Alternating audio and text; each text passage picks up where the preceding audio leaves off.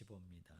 오늘 하나님의 말씀은 우리 구약성경 요나서 우리 3장 1절부터 우리 10절까지 봅니다. 제가 가지고 있는 성경책은 1288쪽입니다.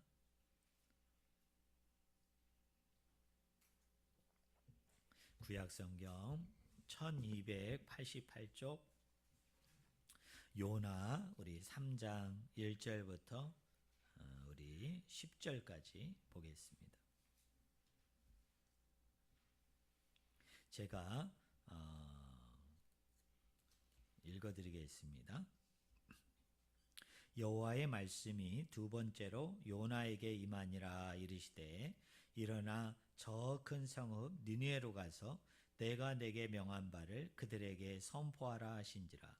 요나가 여호와의 말씀대로 일어나서 니느웨로 가니라. 니느웨는 사흘 동안 걸을 만큼 하나님 앞에 큰 성읍이더라. 요나가 그 성읍에 들어가서 하루 동안 다니며 외쳐 이르되 40일이 지나면 니느웨가 무너지리라 하였더니 니느웨 사람들이 하나님을 믿고 금식을 선포하고 높고 낮은 자를 막론하고 굵은 베옷을 입은지라. 그 일이 니느웨 왕에게 들리매 왕이 보좌에서 일어나 왕복을 벗고 굵은 베옷을 입고 제 위에 앉으니라. 왕과 그의 대신들이 조서를 내려 니느웨에 선포하여 이르되 사람이나 짐승이나 소떼나 양떼나 아무것도 입에 대지 말지니 곧 먹지도 말 것이요 물도 마시지 말 것이며 사람이든지 짐승이든지 다 굵은 베옷을 입을 것이요 힘써 하나님께 부르짖을 것이며 각기 악한 길과 손으로 행한 강포에서 떠날 것이라. 하나님이 뜻을 돌이키시고 그 진노를 그치사 우리가 멸망하지 않게 하시리라. 그렇지 않은 줄을 누가 알겠느냐 한지라. 하나님이 그들이 행한 것 곧 그 악한 길에서 돌이켜 떠난 것을 보시고 하나님이 뜻을 돌이키사 그들에게 내리라고 말씀하신 재앙을 내리지 아니하시니라. 아멘.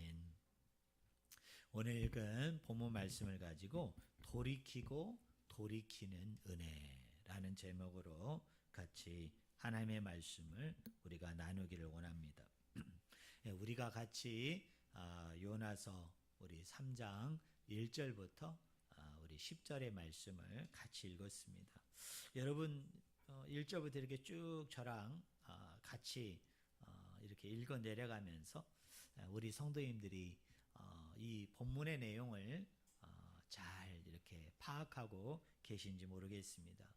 여러분 이 요나서 3장에서 이 요나를 기록했던 요나가 이야기하려고 하는 또 저와 여러분에게 들려주려고 하는 그 핵심 포인트가 무엇일까요?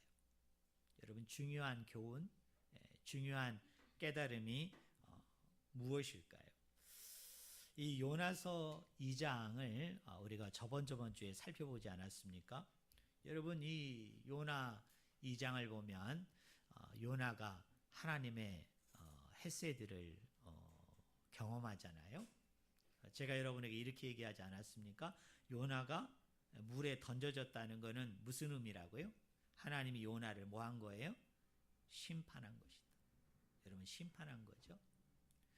그리고 요나가 여러분 바다 물속에 던져졌을 때 여러분 금방 물고기가 나타나서 요나를 집어삼킨 게 아니라고 그랬죠. 여러분 구덩이까지 그 죽음의 자리에까지 여러분 그 바다 물속으로 깊이 빠져들어간 거예요. 그래서 이제 마침내 그 죽음의 구덩이에까지 요나가 이르게 되자 하나님이 예비하시고 준비하신 뭐가요? 큰 물고기가 나타나서 요나를 어떻게 했어요? 요나를 집어 삼켰어요. 여러분 이것은 무슨 의미라고 얘기했어요? 요나가 하나님 앞에 뭐를 받은 거예요? 구원을 받은 거죠. 그죠? 그런데 자기가 행한 악한 일 때문에 심판을 받음을 통하여 물에 던져졌고 그리고 죽음의 구덩이에까지 내려갔다가 하나님이 예배하고 준비하신 큰 물고기를 통해서 요나가 건짐을 받는 구원을 얻게 되잖아요. 그런데 요나가 이렇게 심판과 구원에 이르게 되는 그 근거가 뭘까요? 여러분 그 이유가 뭘까요? 우리가 요나 2장을 가만히 보면 요나가 회개했다는 말이 나와요, 안 나와요? 안 나옵니다. 그렇다고 또 요나가 여러분 물고기 그 바닷물 속에 던져져 가지고 그 구덩이에까지 내려가는 과정을 쭉 살펴보면 요나가 하나님께 기도했다는 말도 없어요. 하나님, 내가 이제 죽음의 구덩이에 빠집니다. 물이 나를 집어삼키고요.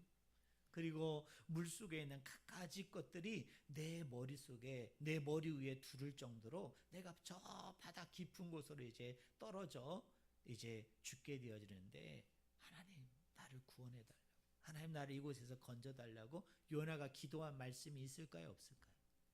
없어요. 그러면 이 심판으로부터 구원에게 이르게 되어지는 그 근거가 뭐예요? 그 이유가 뭐예요? 하나님의 은혜라고 얘기했죠. 하나님의 자비. 그걸 우리가 히브리어로 뭐라고 얘기해요? 헤세드다.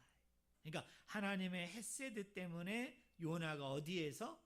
심판에서 어디로? 구원에 이르게 되어지는 것이 여러분 요나 2장의 말씀 아닙니까? 요나는 자격이 없죠. 그리고 회개했다는 말도 없어요. 살려달라는 말도 없어요. 그런데 하나님께서 그 영혼을 불쌍히 여겨주시사 하나님의 그 품성 때문에 인자하시고 인애가 크신 그 품성 때문에 하나님이 그것을 못 이기시는 거죠.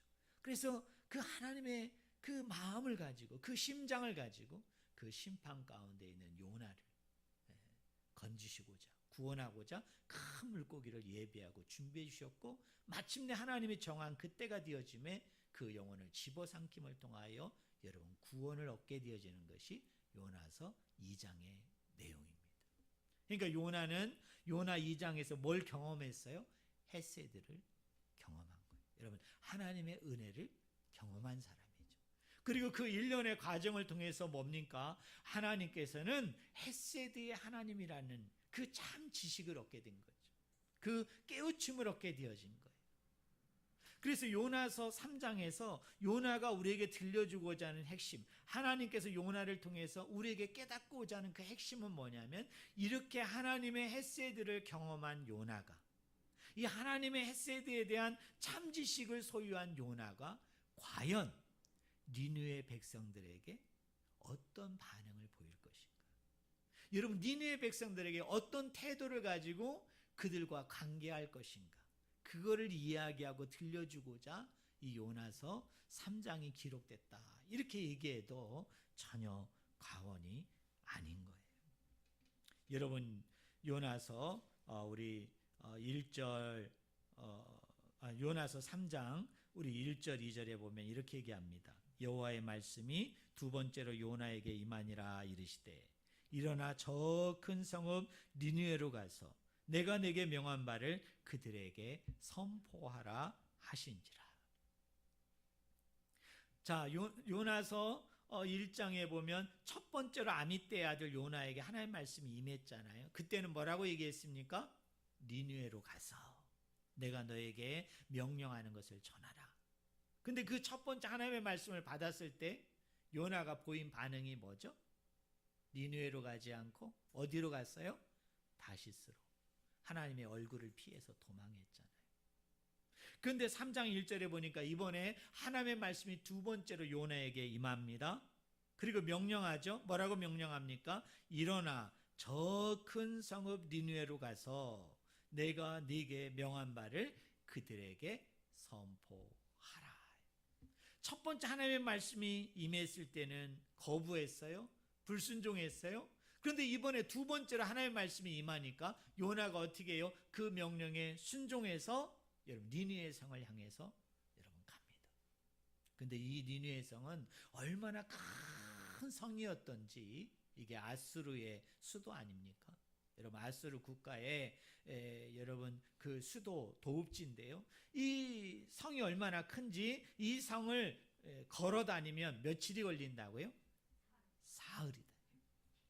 그런데 요나는 사흘 동안 돌아다니면서 이 하나님이 이 요나에게 준 이 명령을 여러분 전하지 않고 며칠 전했어요? 하루만 전했어요. 하루만. 그런데 그 하루 동안 요나가 입을 벌려서 말한 것은 이겁니다. 여러분 거기 4절에 보니까 뭐라고 해요? 40일이 지나면 니느웨가 뭐하리라? 무너지리라. 40일이 지나면 무너지리라.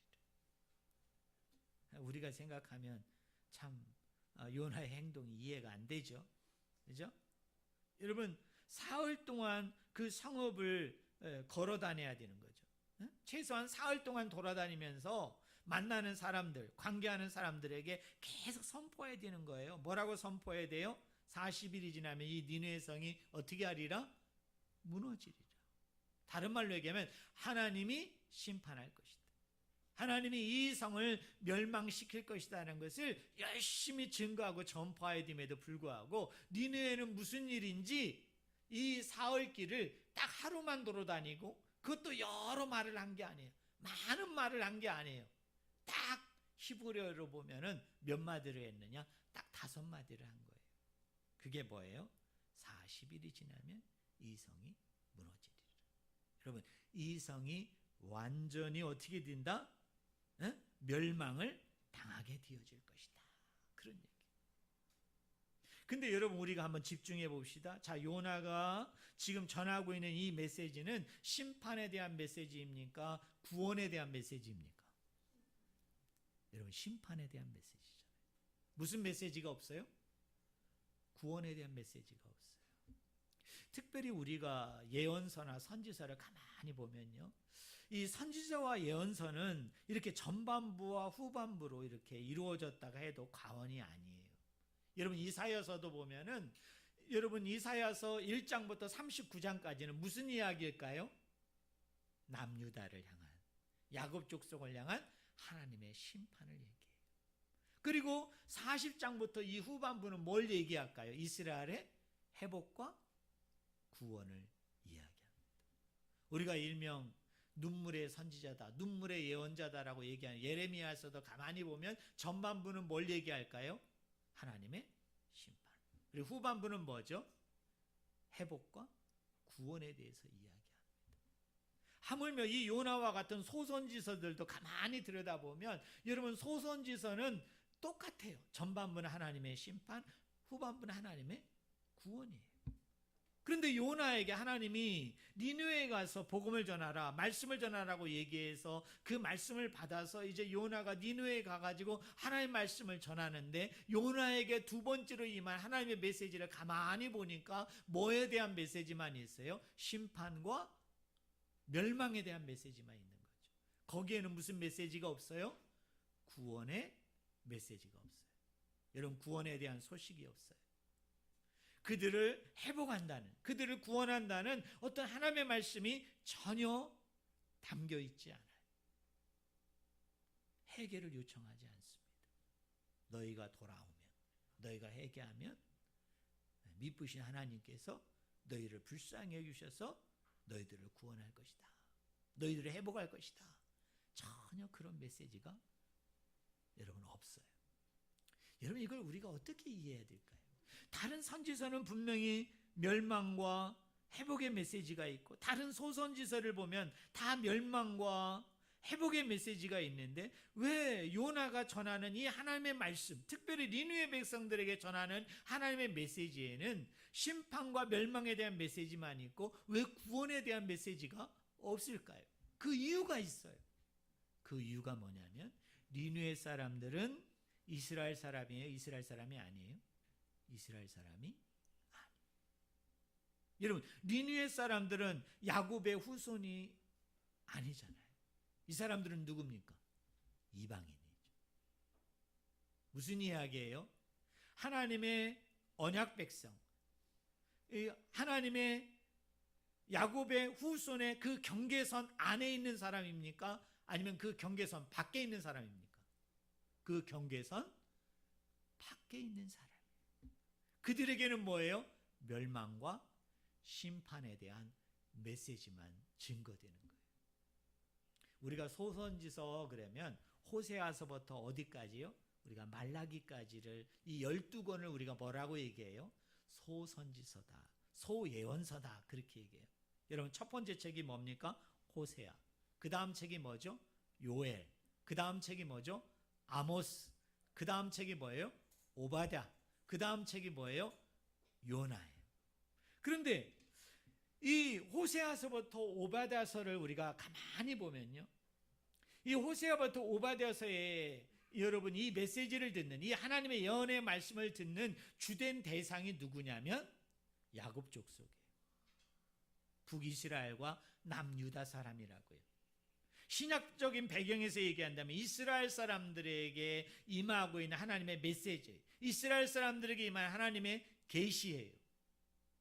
그러니까 이 사람들은 다 어느 영역 안에 있는 사람이에요? 경계상 영역 안에 있는 사람이죠. 그런데 이제 비로소 요나서에 와가지고 니느웨 백성을 향한 하나님의 말씀을 전합니다. 니느웨 백성을 향한 하나님의 계시를 이야기하는데, 호세아부터 오바댜서까지는 경계선 안에 있는 사람을 향해서 하나님의 메시지가 주어졌다면, 요나에 나오는 니느웨 백성들은 이방 사람들이기 때문에 이 사람들은 유다 족속도 아니고 야곱 족속도 아니에요. 야곱의 후손도 아니에요. 이스라엘 사람도 아니에요. 경계선 밖에 있는 사람들에게 주어지는 메시지에는 뭐밖에 없다? 심판과 멸망에 대한 소식밖에 없어요. 거기에는 회복과 구원의 메시지가 없는 거예요. 그런데 여러분, 이 니느웨 백성들이 보인 반응이 정말 충격적이에요. 정말 놀라운 반응이에요. 여러분 한번 성경 보실래요? 자, 요나가 사흘 동안 돌아다녀야 되는데 하루길만 돌아다니면서 선포한 메시지는 히브리어로 몇 마디다? 5마디. 40일 이후면 이 성이 뭐하리라? 무너지리라. 회복과 구원의 메시지가 아니에요. 없어요. 해결을 요청한 적도 없어요. 돌이키라고 얘기한 적도 없어요. 그냥 멸망당할 것이다. 너희들 심판받을 것이다. 너희들 다 하나님의 심판 가운데 다 죽게 되어질 것이다. 그 메시지만 전했는데 5절을 보세요. 니느웨 사람들이 어떻게 반응합니까? 니느웨 사람들이 하나님을 믿고 금식을 선포하고 높고 낮은 자를 막론하고 굵은 베옷을 입은지라. 이게 백성들이 보인 반응이고요. 6절에 보면 백성뿐만 아니라 왕도 이 요나의 메시지에 대해서 이렇게 반응해요. 6절 보세요. 그 일이 니느웨 왕에게 들림에 왕이 보좌에서 일어나 왕복을 벗고 굵은 베옷을 입고 제 위에 뭐하니라? 앉으니라. 그리고 7절에 보면 왕과 그의 대신들이 조서를 내려 니느웨에 선포하여 이르되 사람이나 짐승이나 소떼나 양떼나 아무것도 입에 대지 말지니 곧 먹지도 말 것이요 물도 마시지 말 것이며. 여러분 한번 생각해 보세요. 니느웨 사람들이 왜 갑자기 이런 반응을 보일까요? 이상하잖아요. 예를 들자면 이런 거잖아요. 지금 요나를 통해서 전해진 메시지 중에 심판과 멸망에 대한 메시지뿐만 아니라 회복과 구원에 대한 메시지가 같이 선포됐다면 이렇게 보이는 반응이 이해될 수 있어요. 왜 그렇습니까? 우리가 심판받고 멸망받는데 여러분 구원과 회복의 메시지에는 반드시 뭐가 있느냐면 회개에 대한 요청이 있거든요. 돌이키라. 돌아오라. 회개하라는 거예요. 이미 너희들의 그 악한 일, 너희들의 그 죄악을 보면 너희는 심판받고 죽어야 돼. 멸망받아야 돼. 그런데 하나님께서 선지자와 예언자를 통해서 두 번째로 주시는 메시지가 뭐냐면 그럼에도 불구하고 뭐하면? 돌이키면, 돌아오면, 회개하면 미쁘신 하나님께서 어떻게 한다고요? 하나님의 헤세드를 베풀어 가지고 이 백성을 구원할 것이다. 이 백성을 어떻게 하느냐면 회복할 것이다. 치유할 것이다. 이게 있다고요. 그러면 그 이야기를 들은 남유다나 야곱의 족속들은 어떻게 행동했느냐면은 심판과 멸망에 대한 메시지를 듣고 난 이후에 회개의 요청을 받게 되어졌을 때 다는 아니지만 특별히 이사야서나 예레미야나 예언서에 보면 무슨 사상이 나오죠? 남은 자들이 나와요. 그 남은 자들이 어떻게 합니까? 그 회개 요청에 따라서 돌이키고 회개함을 통해서 이 영혼들이 살아나는, 이 영혼들이 구원받게 되는 메시지가 여러분 다른 예언서에 쫙 나온다고요. 그런데 지금 제가 여러분에게 전한 것처럼 니느웨 백성들에게는 회개 요청이 없다고요. 니느웨 백성들에겐 돌이키란 말이 없다고요. 그런데 놀라운 건 뭐냐면 멸망과 심판에 대한 메시지만 들은 니느웨 백성들이 충격적이게도 어떻게 한 거예요? 지금 하나님 앞에 지금 공동체 제2운동을 하고 있다고요. 공동체로 회개를 하고 있다고요. 공동체로 돌이키고자 그 사람들이 어떻게 했어요? 옷을 찢고 여러분 머리에다 재를 뿌리고 금식하면서 어떻게 해요? 자기들을 살려달라고, 자기들을 구원해달라고, 자기들에게 임한 이 하나님의 진노와 심판으로부터 자기들을 면하게 해달라고, 구원해달라고, 회복하고 치유해달라고 지금 하나님 앞에 몸부림치고 있다는 거예요. 그런데 이게 우리 성도님들이 잘 모르겠습니다만은 요엘서 2장 13절부터 14절에 보면 여기에 공동체 회개 운동이 나타납니다. 이 요엘서 2장 13절부터 14절에 나오는 공동체 회개 운동의 핵심이 시간 관계상 제가 여러분 핵심만 얘기하면 이런 거예요. 한번 따라해 보실래요? 너희가 돌아오면 하나님도 돌아온다. 여기서 돌아온다는 말이 히브리어로 뭐냐면 슈브예요. 슈브. 그러니까 이런 거예요. 너희가 슈브하면 하나님도 뭐한다? 슈브한다는 거예요. 그런데 너희가 슈브하면 할 때 그 앞에 나오는 너희는 누구를 얘기하느냐 하면 이스라엘 백성을 얘기합니다. 언약 백성을 얘기해요. 백성 전체가 하나님 앞에 슈브하는데 이 첫 번째 슈브하는, 첫 번째 돌이키는 주체는 하나님이 아니고 누구예요? 이스라엘 백성이에요. 이스라엘 백성이 주체가 되어서, 이스라엘 백성이 주인이 되어져서 너희의 죄로부터, 너희의 악한 일로부터, 너희가 심판받은 일로부터 뭐 하면은 슈브하면 누구도 하나님도 돌이키겠다는 거예요. 하나님도 돌아오겠다는 거예요. 그런데 놀라운 것은 뭐냐면 요엘서는 경계선 안에 있는 사람들이에요. 하나님의 언약 백성이에요. 여러분 하나님의 선택을 받은 사람들이 야곱의 후손들이에요.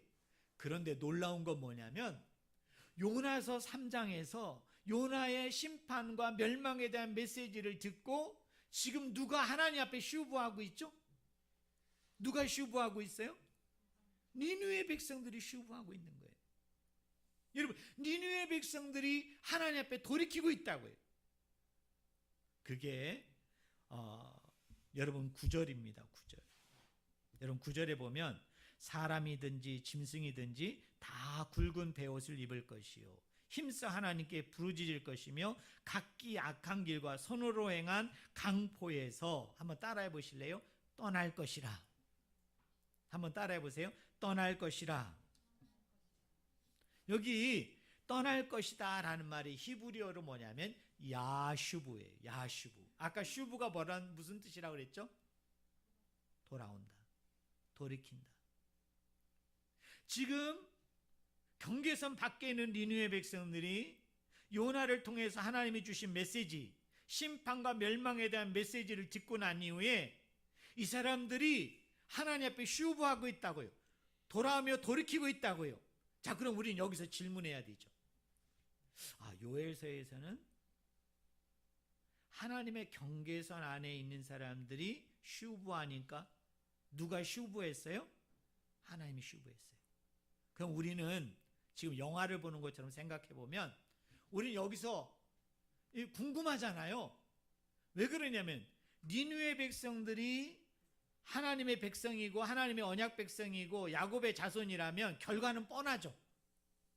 요엘서에서 나타난 것처럼 저들은 하나님의 백성이고 하나님의 언약 백성이니까 돌이켰으니까 당연히 하나님도 뭐 하신다? 슈브하신다. 돌이키신다. 당연하잖아요. 근데 요나서에서 이야기하는 핵심은 이런 거예요. 지금 경계선 밖에 있는 니느웨 백성들이 슈브했어요. 하나님께 돌이켰어요. 야, 이번에 하나님이 어떻게 하실까? 저 사람들은 경계선 밖에 있는 사람들인데, 저 사람들은 이방인인데 과연 하나님이 슈브할까 슈브하지 않을까 궁금하잖아요. 그 말씀이 9절이에요. 우리 한번 9절 말씀을 제가 읽어드리겠습니다. 하나님이 뜻을 돌이키시고 그 진노를 그치사 우리가 멸망하지 않게 하시리라. 그렇지 않은 줄을 누가 알겠느냐 한지라. 이건 누구 얘기죠? 니느웨 백성들이 하는 얘기예요. 저는 여기서 정말 놀랄 수밖에 없는 게 뭐냐면, 니느웨가 호세아부터 오바댜에 나오는 너희가 시우부하면 하나님도 시우부한다, 그 이야기를 니느웨 백성들에게 들려준 적이 없다고요.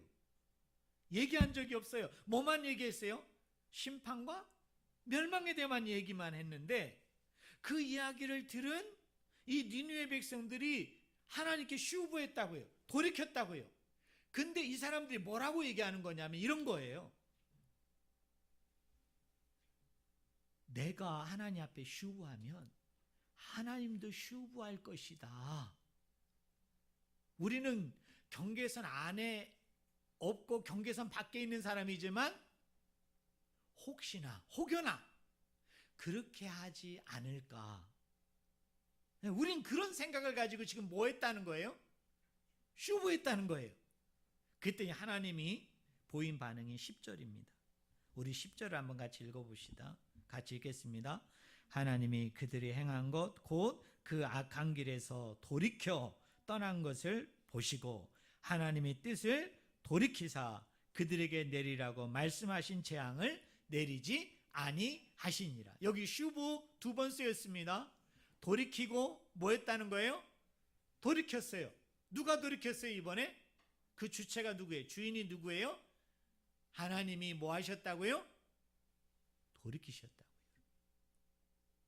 하나님이 여러분 돌아오셨다고요. 이게 어디에 나와 있는 내용입니까? 요엘서 2장에서는 경계선 안에 있는 사람들이 돌아오면 하나님이 돌이켰다고 얘기했잖아요. 이게 여러분 공동체 회개 운동이었는데 이 운동이 지금 누구에게 일어났어요? 니느웨 백성에게 일어났다고요. 이 사람들은 경계선 밖에 있는 사람인데, 근데 놀라운 건 뭐냐면, 충격적인 건 뭐냐면, 이 사람들도 뭐하면? 슈부하면 누구도 슈부한다? 하나님도 슈부한다고요. 그럼 여러분에게 질문해 볼까요? 여기서 요나가 왜 니느웨로 가지 않고 다시스로 하나님의 얼굴을 피해서 도망했는지 첫 번째 그 이유를 우리가 알 수 있어요. 여러분, 요나는 요엘서의 말씀, 그 말씀만 알고 있는 거예요. 자, 슈부하는 것은, 누군가가 슈부해서 하나님이 슈부하는 것은 누구에게만 해당된다? 이스라엘 백성에게만 해당된다. 그 누구의 말씀이에요? 요나서 이전에 하나님의 말씀이라고요. 하나님의 계시예요. 근데 요나가 그걸 알고 있었는데, 우리 요나서 4장에 보면 니느웨 백성들이 돌아왔을 때, 돌이켰을 때 막 여러분 요나가 기뻐하고 즐거워하고 감사한 게 아니라 어떻게 하죠? 원망해요. 불평해요. 여러분 그 이유가 있다고요. 왜 그래요? 아니 하나님, 경계선 안에 있는 사람만 슈부하면 하나님이 슈부한다고 하셨잖아요. 그게 공동체 회개 운동이라 나는 그렇게 믿었는데, 아니 하나님이 갑자기 이것마저도, 이 경계선마저도 허물으시고 우리의 철천지 원수인 저 니느웨 백성들을 하나님이 슈부하셔서 돌이키셔서 저들을 구원하신다고요? 하나님 이게 말이 돼요? 제가 지금 근거가 없는 얘기한 것도 아니잖아요. 내가 지금 근거 없이 하나님 앞에 이렇게 얘기하는 게 아니잖아요. 하나님이 이미 그렇게 하셨고 그렇게 선지자를 통해서 얘기하신 하나님께서 갑자기 지금 와가지고 왜 이전의 말씀에다가 하나님이 추가하셔서 이젠 그 경계선마저도 허무시고 이방인들도 슈부하면 하나님도 슈부하시다니요. 하나님 어떻게 그럴 수 있어요? 하나님 그게 말이 됩니까? 그러면서 여러분 이 요나가 하나님 앞에 어떻게 한 거예요? 원망하고 불평한 거고요. 그리고 니느웨로 가서 그 멸망받고 심판받으라고 얘기할 때 여러분 이 요나가 거기에 가지 않은 이유는 뭐냐면 내가 가든 가지 않든 그 사람들은 뭐 당해요? 심판당하고 멸망당하는 거예요. 그게 중요하지 않아요. 만약 여러분 이런 거예요. 만약에 제가 어느 나라로 제가 선교사로 가는데 제가 그 나라에 가서 내가 심판과 멸망에 대한 이야기도 해야 되지만은 내가 거기에 회복과 구원에 대한 이야기도 한다고 얘기하면 그 백성이 아무리 간악하고 아무리 패역하고 아무리 정말 극악무도한 죄인이라 할지라도 저는 하나님의 심장과 마음을 가지고 그 백성에게 어떻게 하든지 가려고 노력했겠죠. 그런데 제가 가려는 선교지에 가서 제가 전하는 메시지가 그냥 멸망에 대한 얘기예요. 심판에 대한 얘기고 회복과 구원에 대한 메시지는 없어요. 그러면 이 회복과 구원의 메시지가 같이 있는 선교사보다는 가서 멸망과 심판만 이야기하는 선교사가 가려고 하는 그 열정, 열망, 그 나라, 그 백성을 품고자 하는 그 사명은 여러분 심판과 멸망의 메시지를 전하는 사람은 덜한 거겠죠. 심판과 멸망도 전하고 회복과 구원을 같이 겸해서 전해야 되는 사람은 더 열정과 사명을 가지고 전하겠죠. 그래서 요나가 여러분 뜨뜻미지근하게 반응하고 니느웨로 가지 않고 여러분 다시스로 내려간 거예요. 자, 그러면 여러분 여기서 정리해 보자고요. 자, 우리 요나서 3장에 지금 하나님의 경계선 밖에 있는 이 니느웨 백성들에게 그죠? 이들이 슈브하면 하나님도 슈브하겠다. 그 근거가 뭘까요?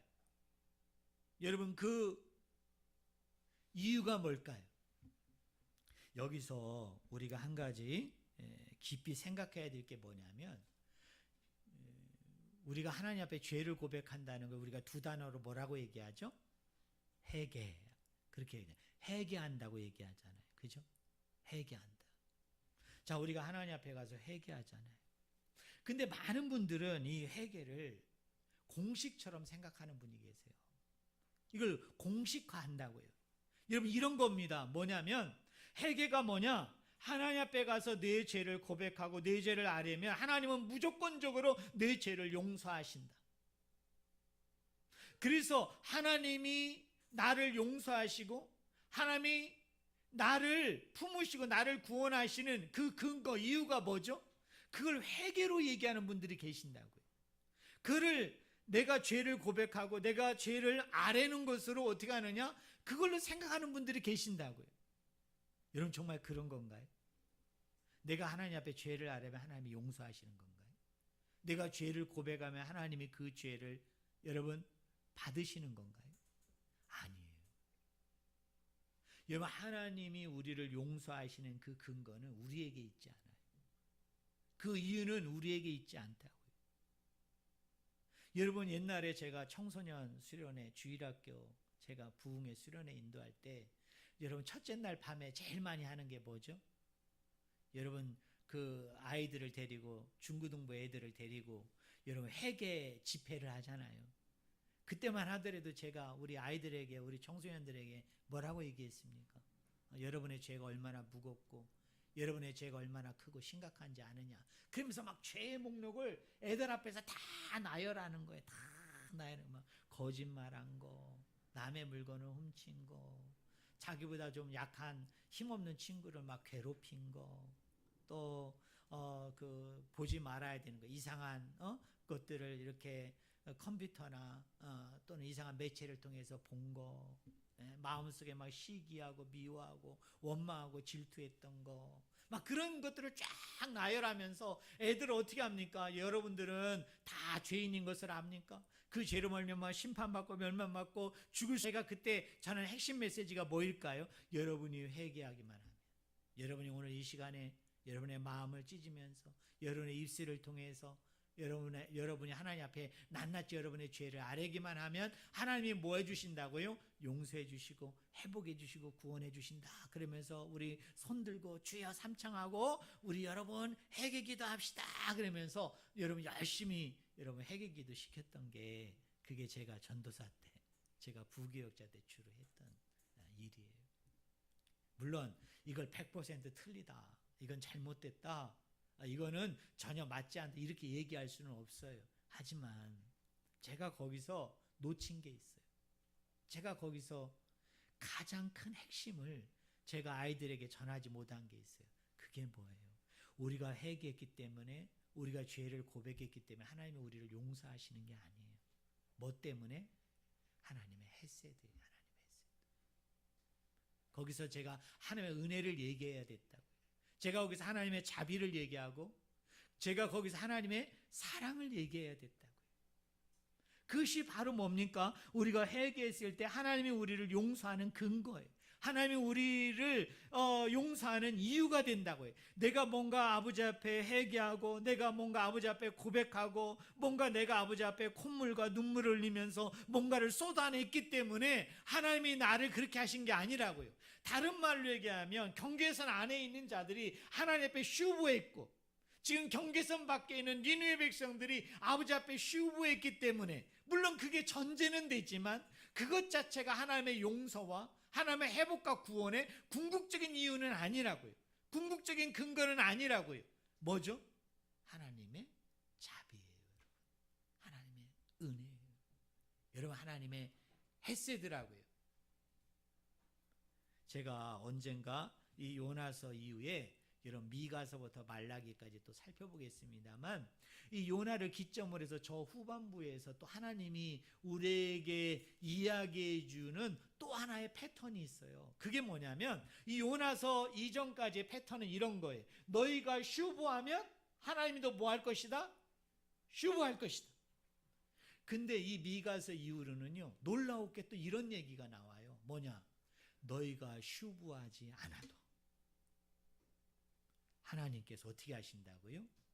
슈브하심으로 이 백성을 구원할 것이란 얘기가 나와요.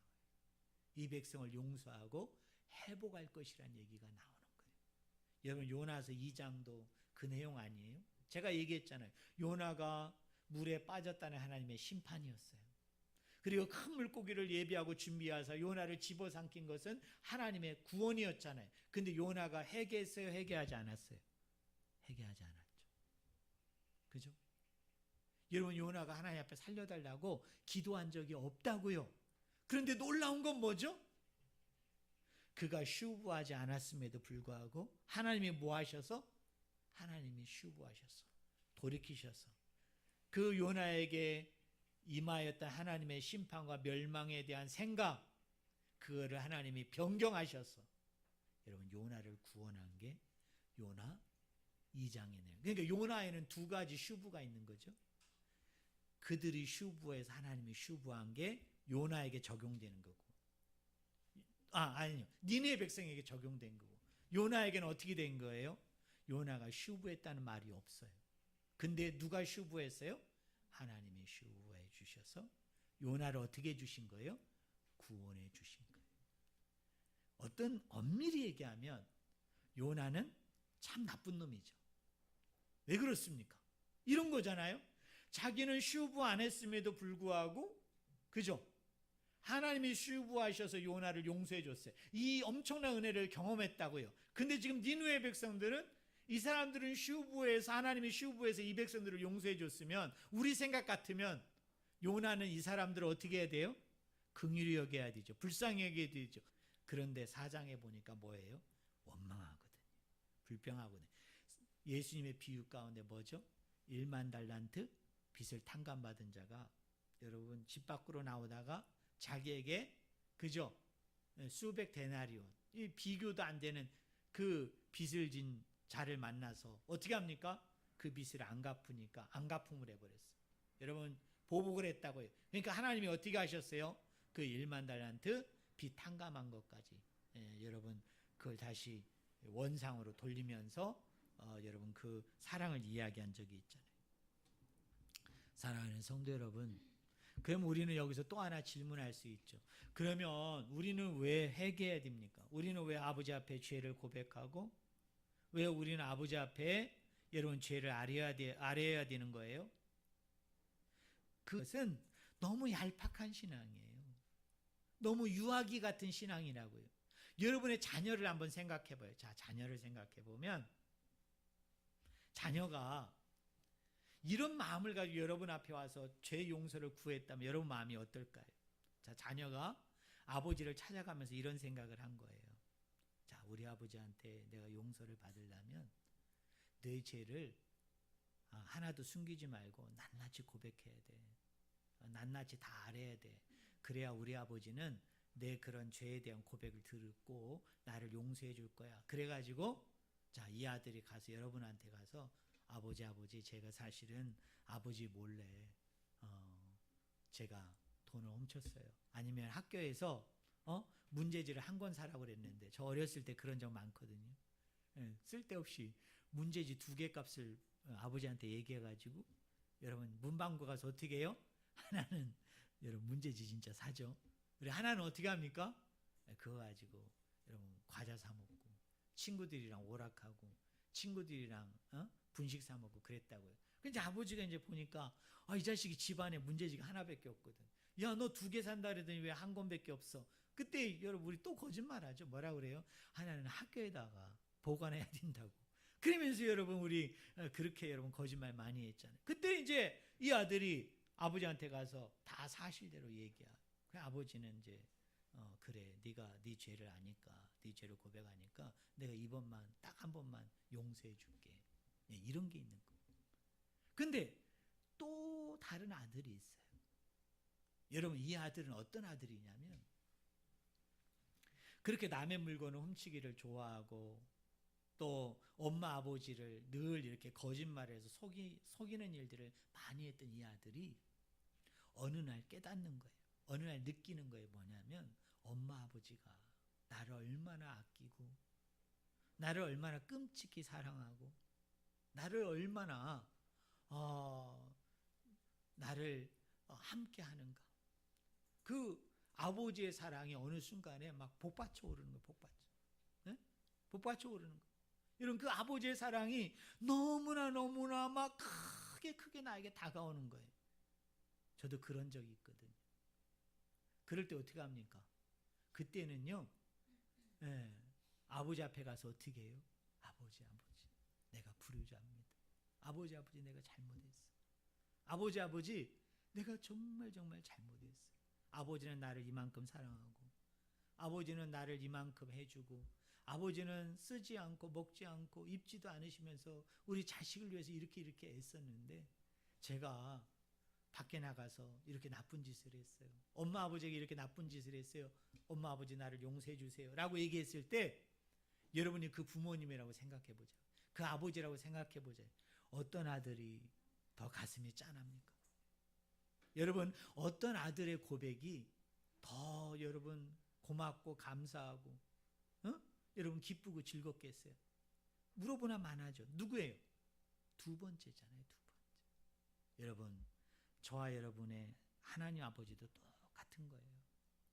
여러분 우리가 회개한다고 얘기할 때 많은 분들은 그렇게 회개하잖아요. 내가 이렇게 고백하고 내가 이렇게 아뢰고 내가 뭔가 아버지 앞에 뭔가를 말해야만 하나님이 나를 용서해 준다. 회복한다. 구원한다. 그러니까 우리는 뭐예요? 마음으로부터 우러나오는 회개. 저 깊은 곳으로부터 우러나오는 회개가 아니라 단지 이 입술로만 머무는 어떻게 생각하면 저 마음 깊숙한 곳이기보다는 그냥 마음의 어떤 표피 정도 마음의 그 중간 정도에까지만 가는 회개 기도를 할 때가 우리가 얼마나 많냐고요. 이건 여러분의 얘기가 아니라 제 얘기예요. 제 얘기. 저 그렇게 하나님 앞에 회개할 때 참 많아요. 왜요? 회개 안 하면 심판받을 것 같아요. 회개 안 하면 멸망받을 것 같아요. 내가 나중에 죽어서 저 아버지 나라 가서 내가 하나님 앞에 헛되게 꾸중을 들을 것 같아요. 구원은 받는데 제가 아버지 앞에 책망 들을 게 무서운 거예요. 그러니까 어떻게 해요? 하나님 내가 이렇게 거짓말도 했고 하나님 내가 이렇게 화도 냈고 하나님 내가 이렇게 남을 괴롭혔어요. 하나님 용서해 주세요. 이렇게 기도한다고요. 근데 하나님이 이 기도를 얼마나 기뻐 받으시겠어요. 그러나 우리가 아버지 앞에 회개하고 우리가 아버지 앞에 용서를 구하는 기도는 뭔가 아버지의 용서를 바라고 아버지의 회복과 구원을 바라는 게 아니라 하나님의 은혜에 복받쳐서 여러분 하나님의 그 은혜 그 사랑에 복받쳐서 우리의 입술을 통해서 어떻게 돼요? 이게 터져나와야 돼요. 여러분 그게 하나님이 원하시는 회개라고.